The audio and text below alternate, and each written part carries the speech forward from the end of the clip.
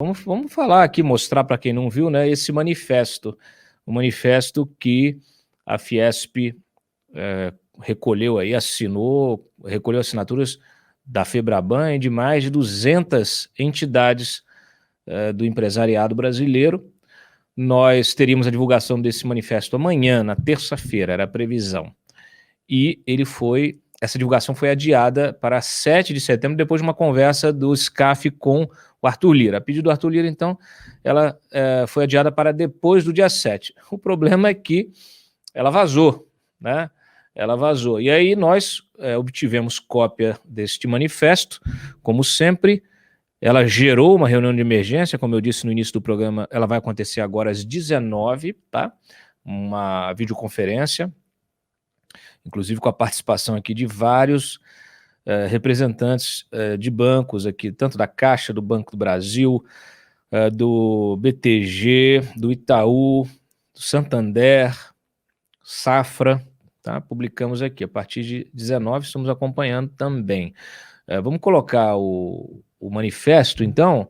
Olha aí, haviam assinado o documento mais de 200 associações, como FenaBrave, FEComércio, a BAG, Instituto Brasileiro da África, Celulose e Papel, a BINE, Indústria Elétrica e Eletrônica, ao Shop, Lojistas de Shopping, Sociedade Rural Brasileira e o IDV, que cuida do varejo. O trecho que desagradou a cúpula da Caixa e do Banco do Brasil é justamente o que fala em foco em ações e medidas urgentes necessárias para que o Brasil supere a pandemia, volte a crescer e gerar empregos. No entendimento do governo e dos dirigentes dos bancos públicos, há um erro básico em dizer que o país não está gerando empregos, pois o CAGED está há pelo menos 7 meses com saldo positivo. A íntegra está aí, ó. O manifesto foi intitulado A Praça é dos Três Poderes. A Praça dos Três Poderes encarna a representação arquitetônica da independência e harmonia entre legislativo, executivo e judiciário, essência da República. E esse espaço foi construído formando um triângulo equilátero, cujos vértices são os edifícios sede de cada um dos poderes. Esta disposição deixa claro que nenhum dos prédios é superior em importância, nenhum invade o limite dos outros, um não pode prescindir dos demais. Em resumo, a harmonia tem de ser a regra entre eles. O Bolsonaro, além de todos os ataques, né, tem dito que ele e o legislativo, o executivo e o legislativo, hoje formam um só poder. Obviamente que isso é uma forma de sabotar, de minar esse entendimento constitucional, cria uma narrativa, planta uma semente e vai sabotando a República. As entidades da sociedade civil que assinam este manifesto veem com grande preocupação a escalada de tensões e hostilidades entre as autoridades públicas.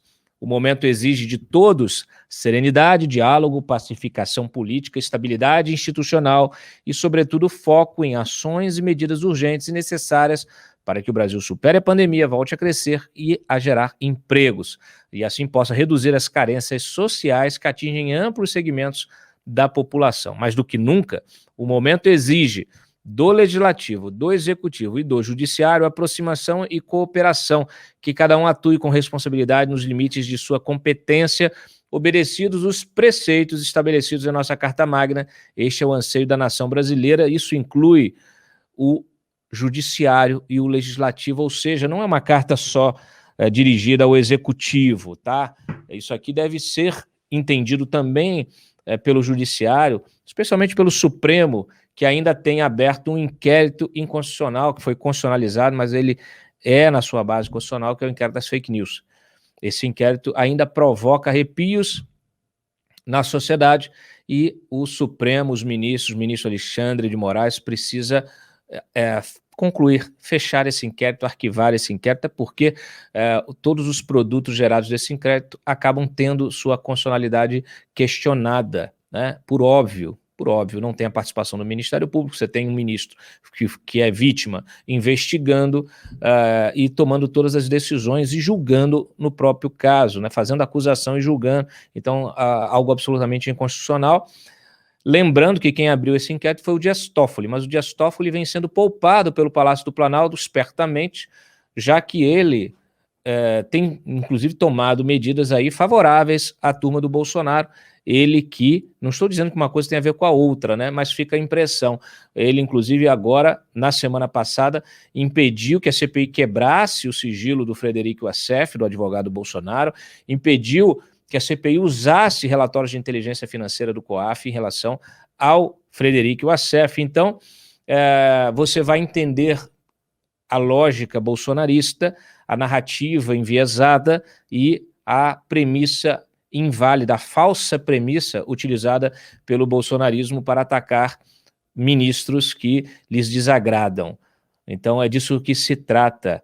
Aquele abracinho do Toffoli com o Bolsonaro na porta da casa do Toffoli continua valendo, né? Então tá aí, o Toffoli foi quem abriu o inquérito inconstitucional, né? E que foi ele o alvo daquela matéria da Cruzoé, foi a capa da Cruzoé, que foi censurada, a pedido dele.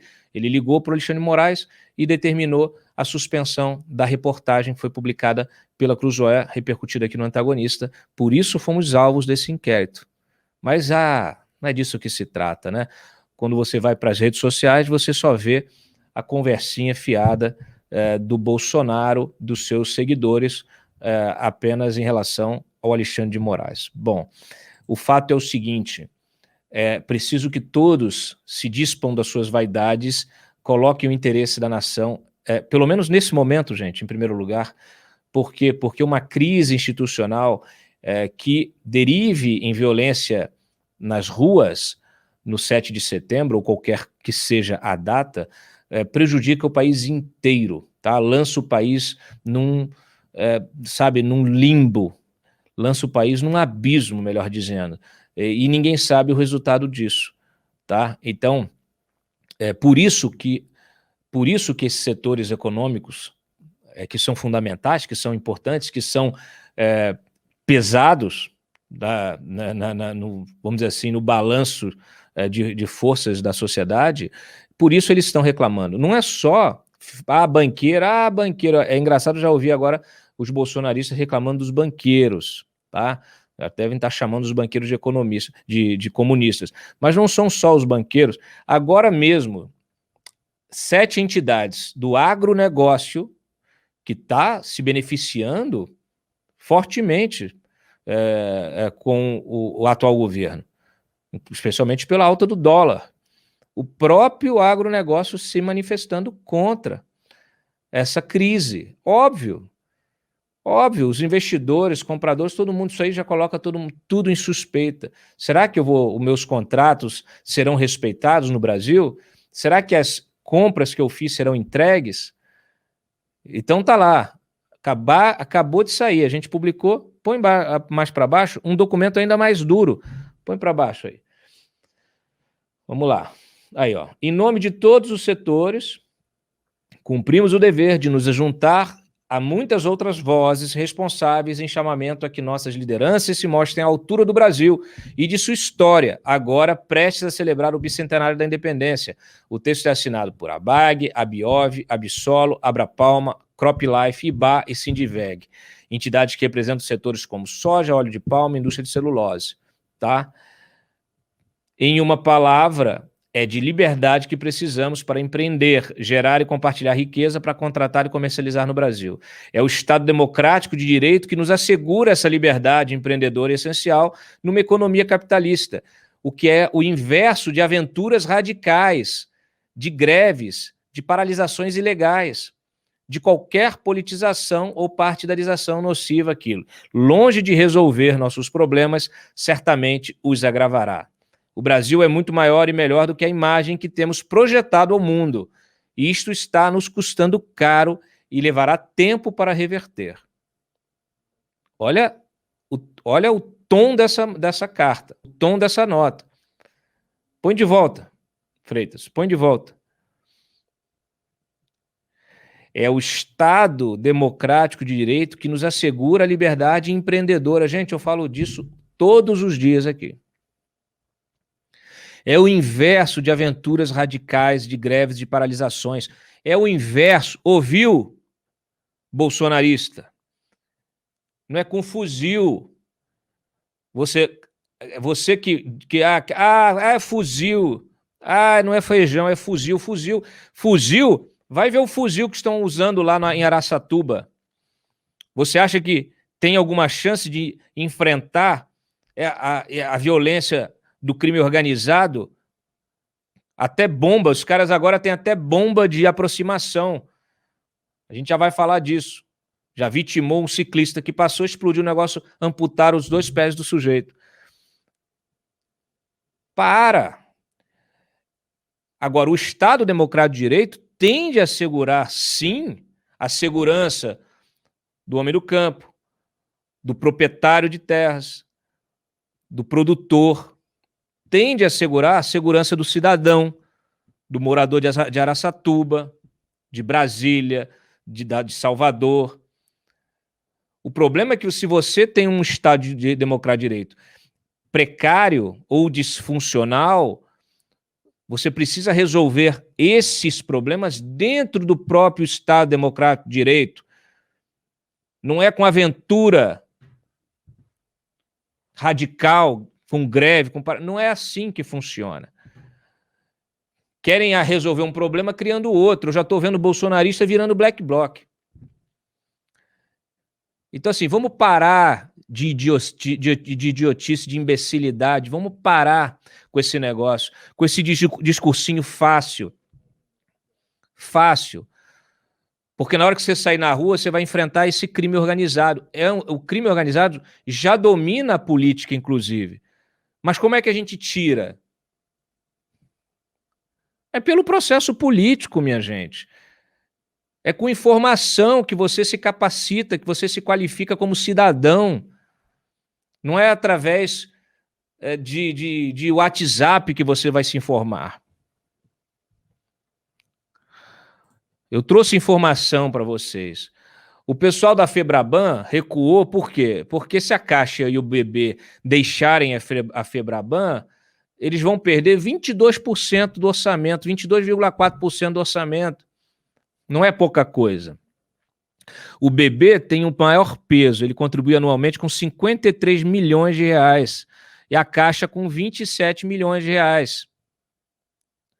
Agora tá aqui, ó. Você quer abrir uma discussão saudável e importante? Então cobra da Febraban por que 60% do orçamento é gasto com salários do seu corpo diretivo e consultores. Inclusive, alguns desses consultores custam 300 mil reais mensais. Então, existem discussões, as discussões verdadeiras, elas não são travadas, elas são desviadas pela narrativa político-eleitoreira ou político-partidária, mas de cunho eleitoreiro, dos agentes de plantão. Então, muito cuidado para você não embarcar nessas narrativas, tá? Bom, em função disso tudo, a comissão aqui da Câmara,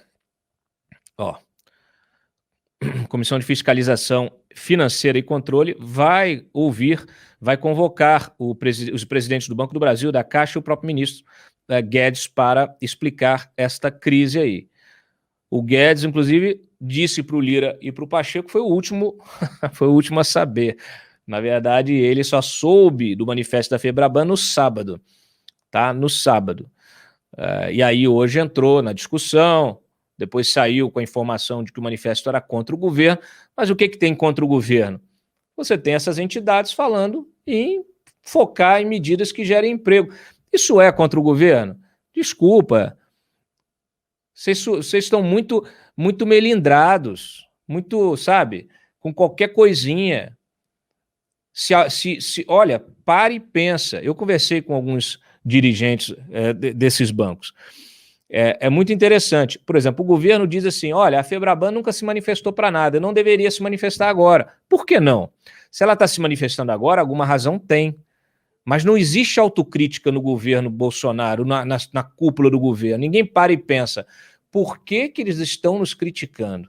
Por que chegamos ao ponto de uma Febraban que é adesista, como disse o Diogo Mainardi, que nunca foi contra o governo, por que eles estão se manifestando agora? Por que os bancos estão reclamando da gente? Questionem-se. Tenham humildade de se questionar. isso deve valer para todas as autoridades. Falei aqui na semana passada. As autoridades, se elas se investem, as pessoas se investem das autoridades dos cargos que ocupam e esquecem quem são, e esquecem sua missão, sua função, seu tamanho. Elas passam a se ver do tamanho que são as instituições que elas comandam.